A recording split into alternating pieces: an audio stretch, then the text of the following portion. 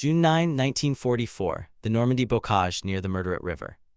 The first gray light of dawn bleeds through a sky thick with smoke and the lingering scent of damp earth and cordite. A man lies motionless in the tangled roots. Hedgerow, not a natural hill, but a centuries-old embankment of earth and stone. Woven tight with hawthorn, bramble, and gnarled oak roots, this is the Bocage. His uniform, once the crisp gray-green of the Wehrmacht, is now stained dark with mud. And dew on his collar the winged eagle of the Fallschirmjäger, a paratrooper, an elite. His eyes, narrowed against the morning haze, scan the field ahead. It is a killing zone. Small patch of pasture, hemmed in on all sides by these immense, living fortifications. 3 days ago he dropped from the sky into chaos, the promised easy consolidation. With his regiment has become a nightmare of isolated skirmishes and brutal, close quarters combat. The enemy he expected to be disorganized, demoralized by the chaotic airborne drop is instead tenacious, cunning, and everywhere. A sudden rustle, not the wind, then a sound that is becoming dreadfully familiar. Sharp, distinctive ping as an M1 Garand clip ejects. It is the sound of the American paratrooper. In that same heartbeat, a storm of fire erupts from the opposite hedgerow. Not wild but precise, disciplined, cutting off any line of retreat. The German paratrooper understands with a cold, sinking clarity that the easy victory he was promised is a phantom. The real battle for Normandy is not on the beaches, but here in this labyrinth of green, against an enemy just as determined, just as lethal as he is. The hedgerows have become a stage for a duel of elites. This opening scene sets the stage for a confrontation born from grand strategies and desperate circumstances. To understand how these two formidable forces collided in this unlikely arena, we must first go back to the origins of the German paratrooper and the creation of his American rival. The soldier in the hedgerow is the product of a decade of meticulous, fearsome innovation. The German Fallschirmjäger, the parachute hunter, was not merely a soldier who jumped from planes. He was the sharp tip of the Nazi war machine, symbol of Blitzkrieg itself, conceived in the mid-1930s under the watchful eye of Hermann Göring, the flamboyant commander of the Luftwaffe. These troops were selected for youth, physical prowess, and unwavering initiative. They were trained to razor's edge, their doctrines centered on surprise, audacity, and violent execution. Their early successes were legendary, rewriting the rules of warfare. In April 1940, they swarmed the formidable Belgian fortress of Epernay, landing with gliders on its very roof and neutralizing its guns in a matter of hours. In Norway, they seized key airfields. They were the heralds of a new, vertical battlefield, a proof of concept that seemed unstoppable, but their zenith and the beginning of their end came in May 1941. Operation Mercury, the invasion of Crete, was the most ambitious airborne assault the world had ever seen. Over 10,000 Fallschirmjäger descended upon the island, defended by a determined and forewarned Allied force. The drop was not a surprise, it was a massacre. German transports, slow and vulnerable, were shot from the sky in droves. Paratroopers, suspended helplessly beneath their canopies, were cut down before their boots touched the ancient soil. Those who landed found themselves isolated, fighting with little more than their personal weapons against entrenched defenders. The Fallschirmjäger prevailed, but at a catastrophic cost. Of the 10,000 men who jumped, over 4,000 became casualties. General Kurt Student, the architect of the German airborne forces, watched his elite corps bleed itself white for victory. Adolf Hitler was horrified. The Führer, who saw the dramatic success, could only focus on the staggering losses. He concluded that the day of the large-scale airborne operation was over. The surprise was no longer guaranteed. The price was too high. In an instant, the Fallschirmjäger were grounded, no longer the vanguard of invasion.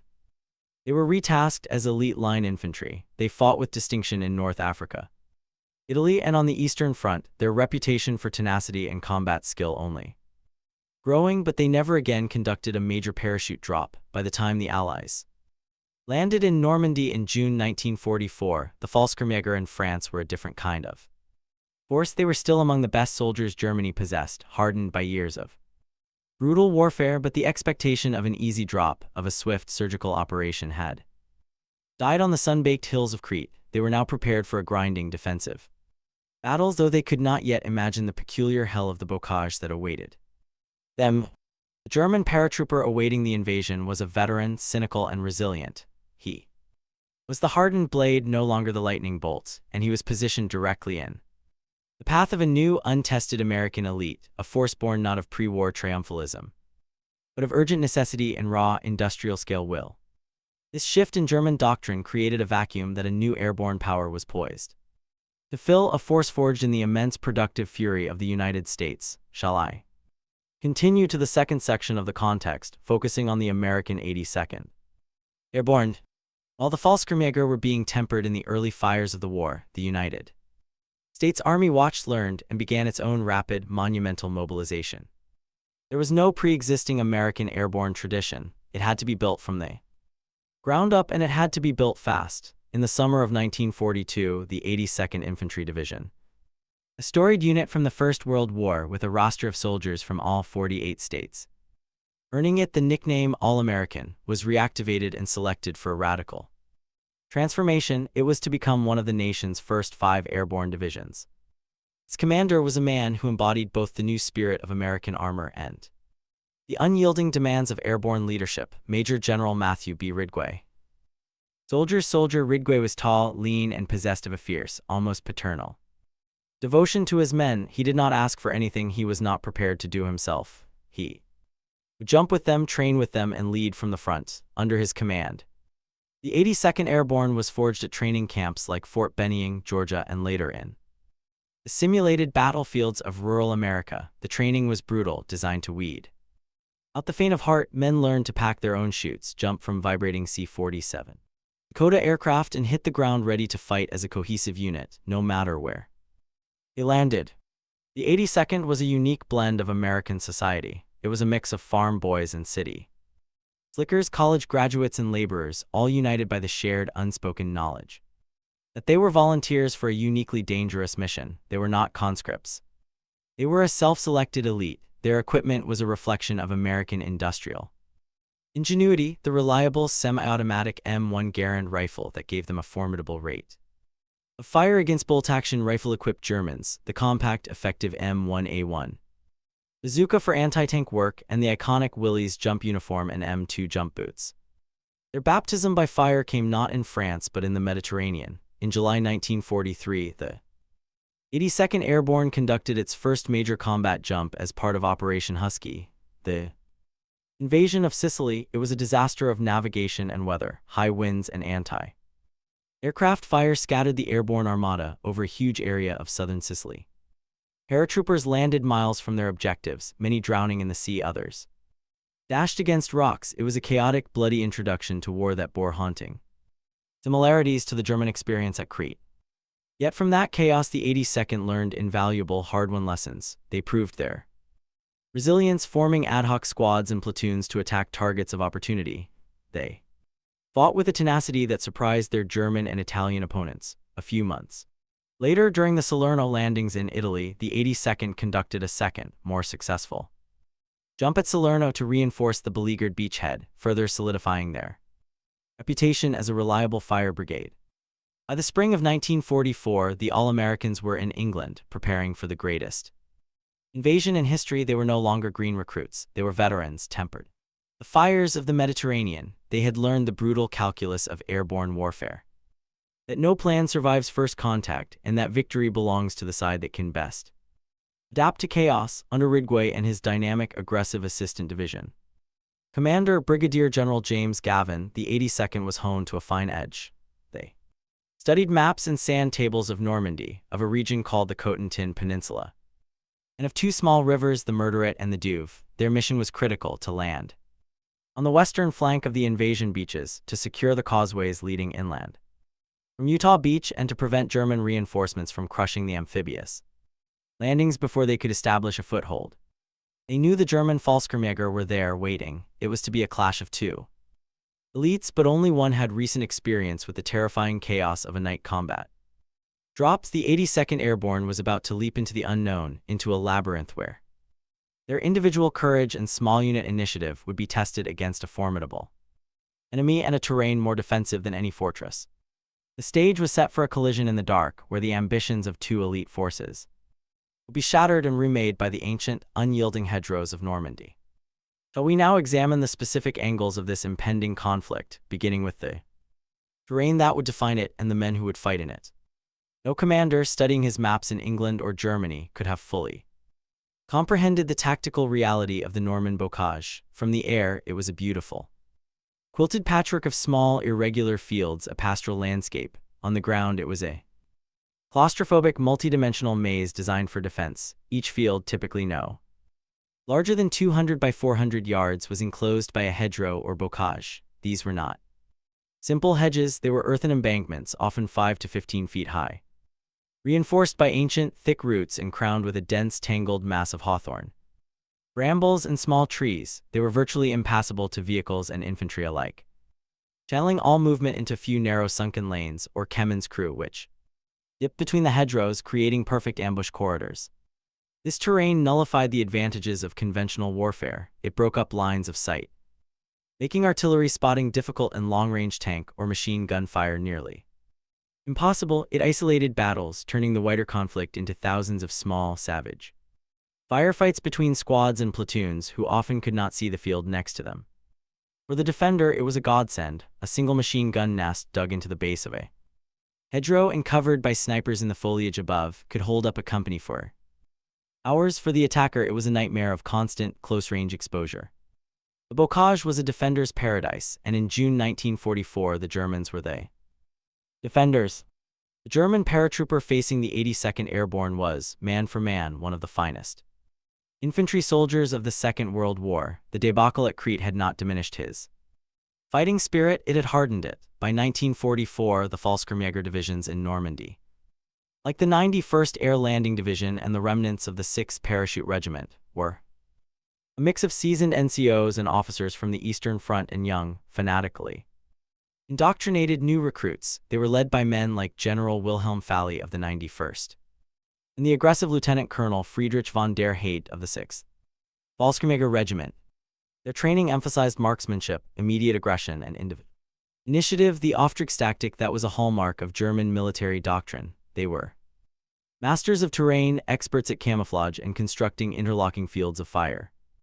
Their standard machine gun, the MG-42, with its terrifyingly high rate of fire, a sound GIs called Hitler's buzzsaw, was ideally suited for the short-range killing zones of the hedgerows. They were not expecting an easy fight, but they were supremely confident their ability to win it. They viewed the Americans as a soft, inexperienced foe, an army of cowboys and mechanics who would break under the pressure of a determined defense. They were prepared to bleed the invaders white in this perfect defensive country.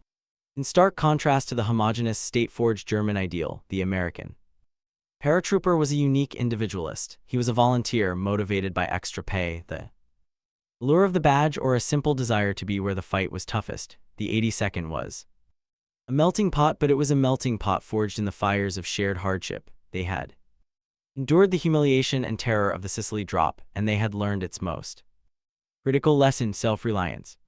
This created a different kind of soldier. While German doctrine prized disciplined assaults, American airborne doctrine, heavily influenced by leaders like General James Slim Jim Gavin, emphasized adaptability and mission-type orders. A paratrooper was expected to fight with or without his officers, with or without his original unit. He was taught to think for himself, to use his own judgment, and to accomplish the mission by any means necessary. This decentralized command structure was not a weakness, it was a built-in resilience factor for the chaos of an airborne operation.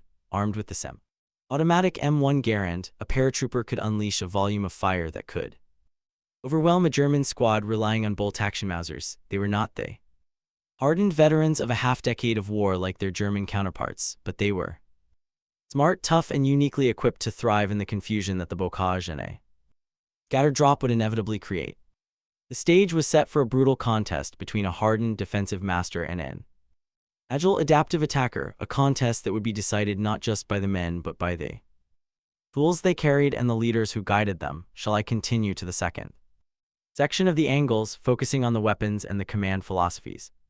The nature of the hedgerow fighting rendered many standard-issue weapons obsolete, while elevating others to supreme importance. Engagement ranges were often less than 50 yards, sometimes as close as 10. In this brutal, intimate environment, two weapons came to dominate the auditory and psychological landscape of the battle.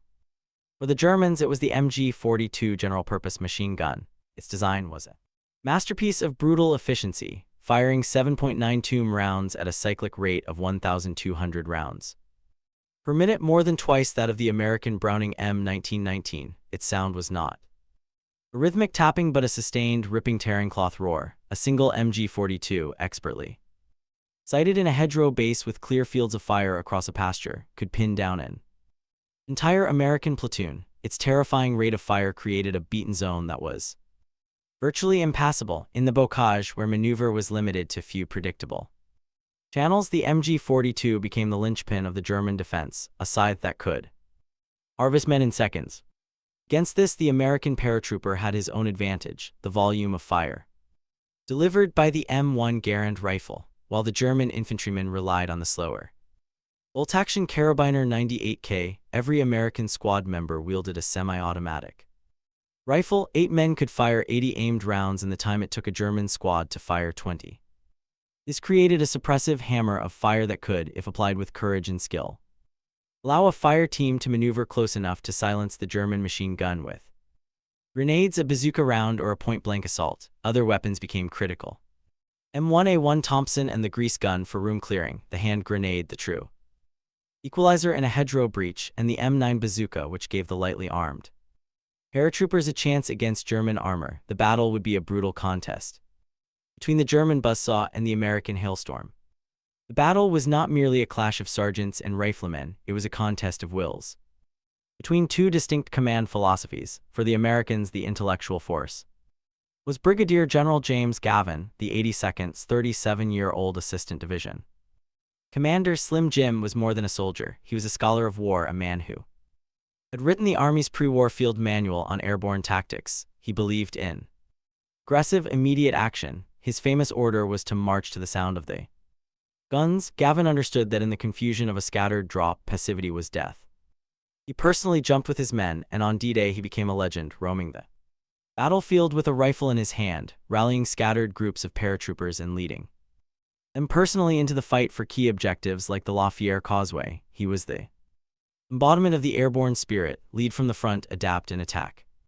Opposing him was a commander cut from a similar cloth of professionalism and aggression, Lieutenant Colonel Friedrich August Freiherr von der Haidt, commander of the 6th Fallschirmjäger Regiment, an aristocratic Catholic and a veteran of Crete. Von der Haidt was a skilled tactician and a respected leader. He was what the Germans called a frontschwein, a frontline hog who shared the dangers of his men. His regiment was one of the few German units to launch coordinated, large-scale counterattacks against the American airborne landings in the first critical days. He understood the strategic importance of the Murderette River causeways and committed his forces with determination to throw the Americans back into the swamps. The battle for the Hedgerows became, in part, a personal duel between Gavin's relentless offensive pressure and von der Haidt's disciplined, desperate defense. With these forces, these tools, and these minds now set on a collision course, the trigger was about to be pulled. The aircraft engines would soon roar to life over England, setting in motion a sequence of events that would push both elites to their absolute breaking point. Shall I begin the first section of the climax, detailing the chaotic night? Drop in the first desperate hours of contact. The roar of 1,000 aircraft engines vibrated through the cold night air over southern England. It was the evening of June 5, 1944. Inside the C-47 Dakotas, the men of the 82nd Airborne sat in a silence thick with tension and the smell of oil, gasoline, and vomit. They were weighed down by an impossible amount of gear, some carrying over 100 pounds of weapons, ammunition, and equipment. They had blackened their faces. Futile gesture against the terror of the night. Their objective was Drop Zone O and T. To the west of the Murderette River, a relatively compact area where the 505th and 507th Parachute Infantry regiments were to consolidate, seize the critical town of St. Miraglise, and secure the causeways across the Murderette's flooded marshes. But as the Armada crossed the channel and approached the Cotentin Peninsula, the plan began to disintegrate. A thick, unexpected bank of cloud obscured the coastline. German anti-aircraft batteries, waking to the immense aerial armada, filled the sky with flak. The formation broke, pilots, desperate to avoid mid-air collisions and the deadly fire, took evasive action, climbing, diving, and turning away from their prescribed flight paths. The carefully timed and sequenced drop became a shambles.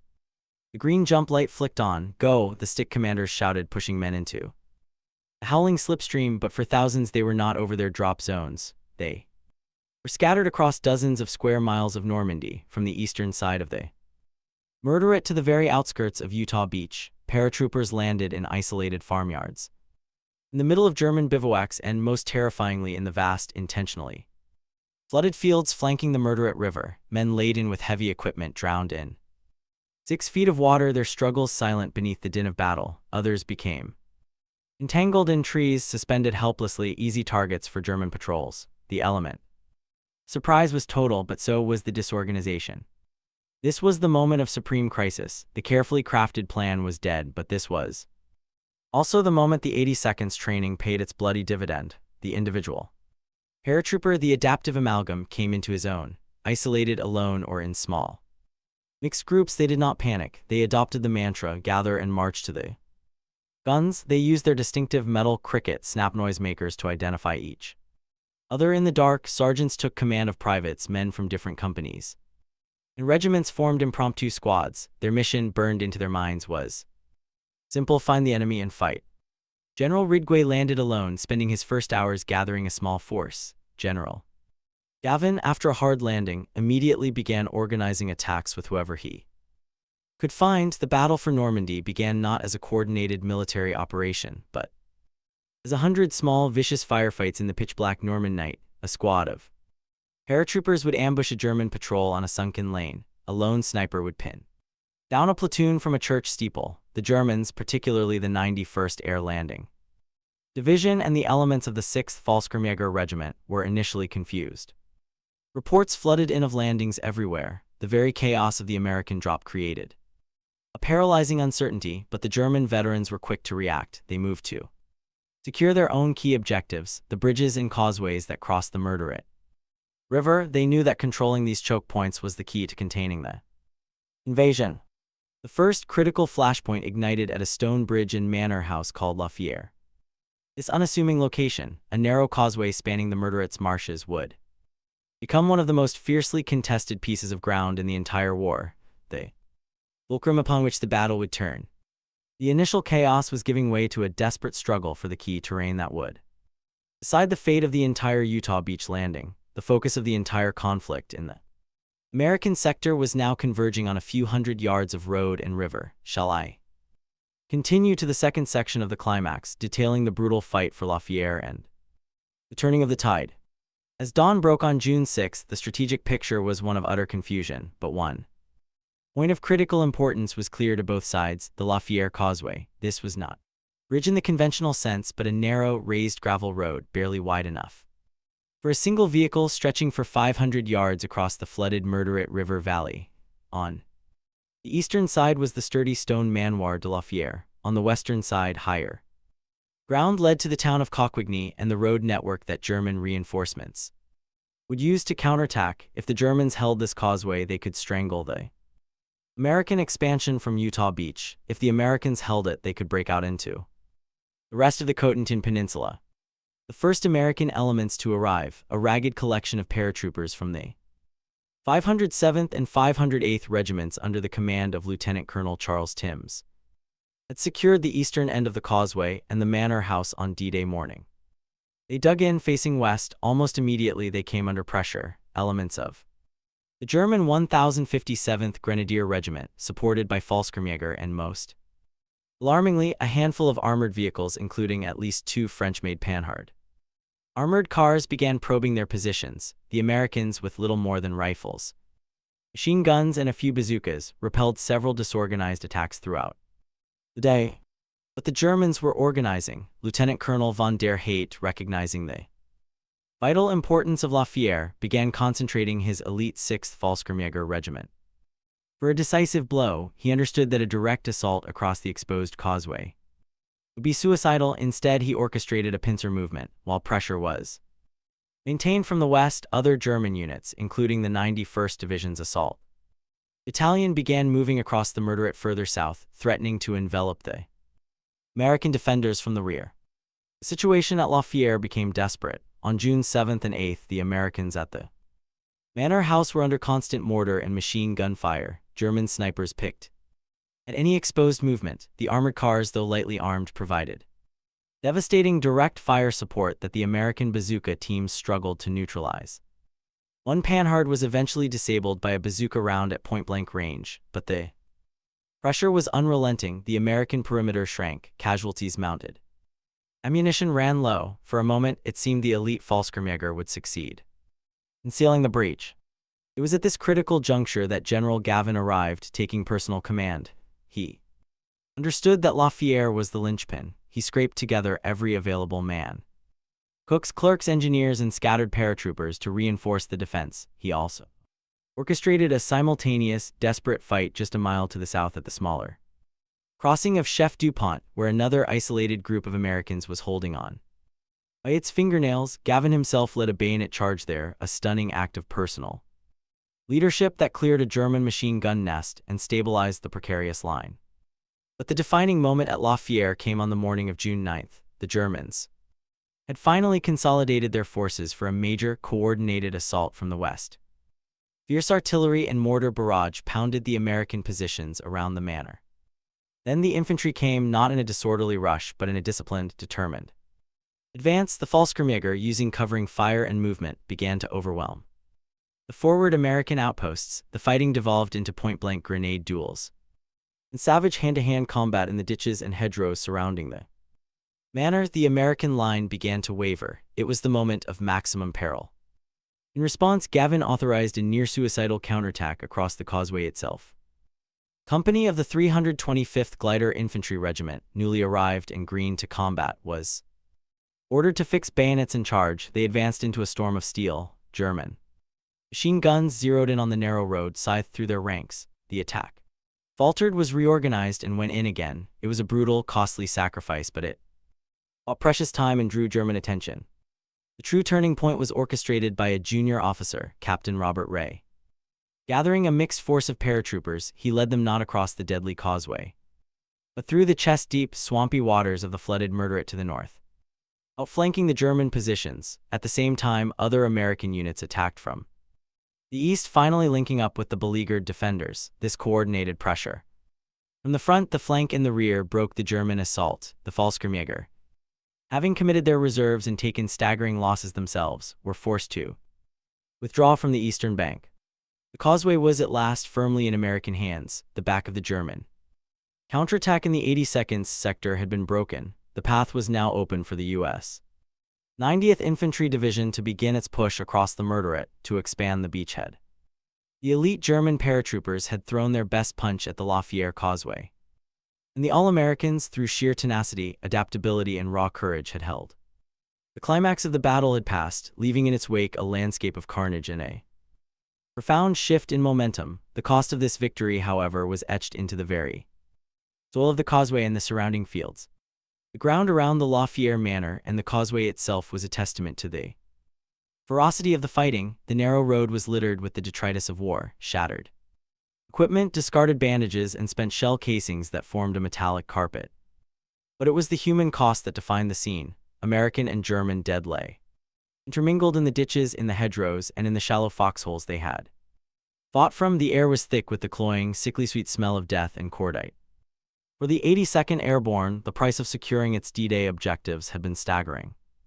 In the first 6 days of fighting, from the chaotic night drop to the final securing of the Murderette causeways, the division suffered approximately 1,283 casualties, killed, wounded, and missing. Some regiments were mauled beyond recognition. The 507th Parachute Infantry Regiment, which had borne the brunt of the initial fighting at Lafayette, lost nearly half its effective strength. The 508th suffered similarly. These were not faceless numbers. They were the sergeants who had rallied lost men in the dark, the privates who had charged machine gun nests, the junior officers who had led from the front and paid the ultimate price. The All-American Division had been baptized blood, and the veterans of the Mediterranean now had a new, more terrible standard of combat by which to measure warfare.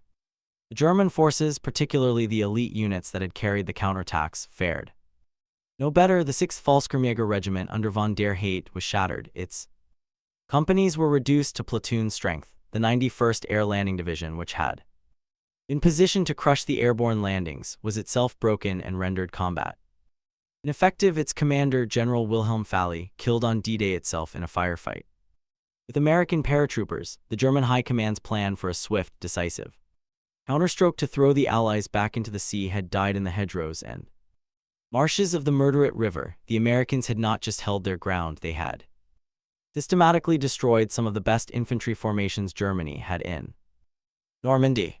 The strategic outcome, however, was unequivocal. The 82nd Airborne, despite its scattered drop and chaotic start, had accomplished every one of its critical D-Day missions. They had secured the western flank of Utah Beach. They had taken the key town of St. Miraglais, the first French town to be liberated, and most importantly, they had secured the causeways across the Murderette and Douve rivers. This allowed the seaborne infantry and, crucially, the tanks of the 4th Infantry Division to push inland, to consolidate the Utah beachhead, and to begin the arduous process of linking up with the forces from Omaha Beach. The 82nd had provided the anvil upon which the German counterattack was broken, ensuring the survival of the entire American eastern flank.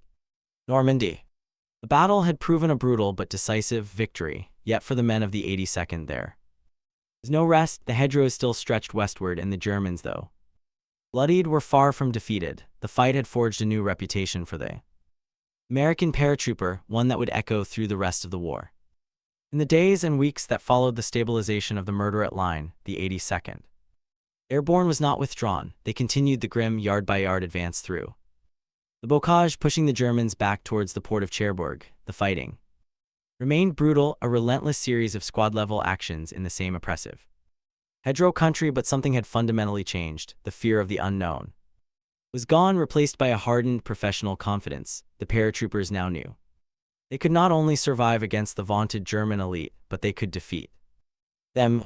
This confidence was mirrored by a profound shift in the perception of the American soldier, particularly the paratrooper, in the eyes of the enemy. The German assessment of the American military before D-Day had been one of condescension.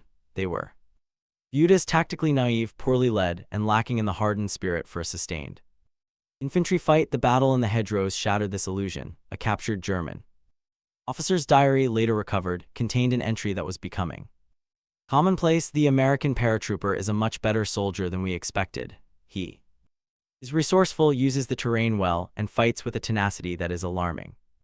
The Fallschirmjäger, who had entered the battle with the expectation of easily dispatching a disorganized foe, now held a grudging respect for their opponents. They had met an enemy whose individual initiative and sheer firepower at the small unit level proved a devastating match for their own discipline and experience. The myth of American softness was dead, buried in the Norman hedgerows. The 82nd Airborne had earned its reputation not through propaganda, but through demonstrated courage and competence under the most hellish conditions. This reputation would become a weapon in itself when the 82nd was finally relieved in early July after 33 consecutive days of combat. It was a hardened, legendary formation. It would go on to jump again during Operation Market Garden and be thrown into the breach during the Battle of the Bulge, its performance in each instance shaped by the brutal lessons of Normandy. The division had learned that no plan was infallible, that victory belonged to the side that could best adapt to chaos, and that the bond between soldiers was the ultimate key to survival. The cost was forever etched into the division's soul. The fields and causeways they had fought over were silent now, but they were hallowed ground. The victory was secure. They each had expanded, but the price paid by the All-Americans had purchased more than just territory. It had purchased an enduring legacy of excellence and sacrifice that would define the U.S. Airborne for the remainder of the war and for decades to come. The guns have fallen silent, the immediate objectives are secured, and the brutal calculus of the battle is complete. It is now time to step back and consider what this clash of titans in the Norman labyrinth truly meant, not just for the campaign, but for the very nature of modern warfare. The hedgerows of Normandy still stand today. They are quieter now, softened by time. Their thorns less sharp, their shadows less menacing. They are monuments not of stone, but of earth and memory. To walk these fields today is to walk in the footsteps of giants, to sense the echoes of a struggle that was both profoundly personal and immeasurably vast. The battle between the German Fallschirmjäger and the U.S. 82nd Airborne was more than a tactical engagement. It was a crucible. It tested the limits of human courage, the efficacy of military doctrine, and the resilience of the human spirit. For the Germans, it was the final, tragic act of an elite force born of blitzkrieg, forced into a grinding war of attrition for which it was never intended. For the Americans, it was a violent birth. The moment a new kind of soldier proved his worth on the world stage, the All-American moniker took on a deeper meaning. It was no longer just a geographic reference, but a Testament to a democratic ideal that ordinary citizens, when tested by fire, could achieve the extraordinary. The legacy of this fight extends beyond the capture of a causeway or a town. It demonstrated a fundamental shift in modern combat, the German reliance on centralized command and veteran junior leaders, while powerful, met its match. American system of decentralized initiative and overwhelming individual firepower. The M1 Garands, the bazooka, and the indomitable will of the paratrooper proved that industrial might, when paired with individual courage, could overcome even the most formidable defense. In the end, the story of the Hedgerows is not one of easy victories or simple narratives. It is a story of chaos, adaptation, and the raw, unvarnished truth of close-quarters combat. It is a reminder that the course of history is often decided not in grand strategy rooms, but in the mud and blood of forgotten fields by young men who, on a June morning, found the courage to march towards the sound of the guns and in doing so changed the world.